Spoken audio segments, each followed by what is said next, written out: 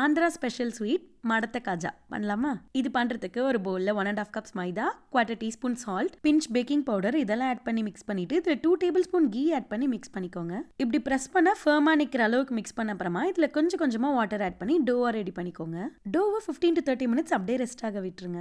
30 மினிட்ஸ்க்கு அப்புறமா நம்ம காஜா ப்ரிப்பேர் பண்ணும்போதே சைட் பை சைடு இந்த சுகர் சிரப்பும் ரெடி பண்ணிக்கணும். சுகர் சிரப் பண்றதுக்கு ஒரு பேன்ல 1 கப் சுகர், 1 கப்க்கு கொஞ்சம் கம்மியா வாட்டர் ஆட் பண்ணிக்கோங்க.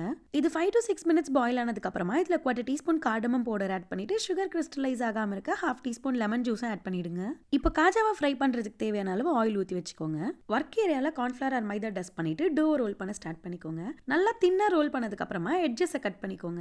இது மேல கொஞ்சமா கீ அப்ளை பண்ணிட்டு மேல கார்ன்ஃபிளவர் டஸ்ட் பண்ணிட்டு ஒரு சைடுல இருந்து ரோல் பண்ண ஸ்டார்ட் பண்ணுங்க.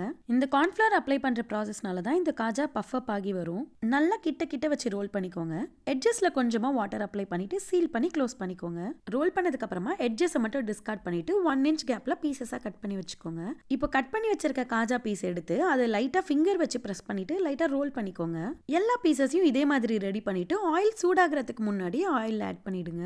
நீங்க ஆயில்ல போட்ட உடனே காஜா உள்ள போயிடும். காஜா பஃப் அப் ஆகி 1 or 2 மினிட்ஸ்க்கு அப்புறம் தான் வெளியில வரும். இதை 1 or 2 டைம்ஸ் ஃபிளிப் பண்ணி குக் பண்ணிக்கோங்க. காஜா கம்ப்ளீட்டா குக் ஆகி கோல்டன் ப்ரௌன் கலருக்கு வந்ததுக்கு அப்புறமா இதை இமீடியட்டா சுகர் சிரப்க்கு ட்ரான்ஸ்ஃபர் பண்ணிட்டு 1 மினிட்ல வெளியில எடுத்துருங்க.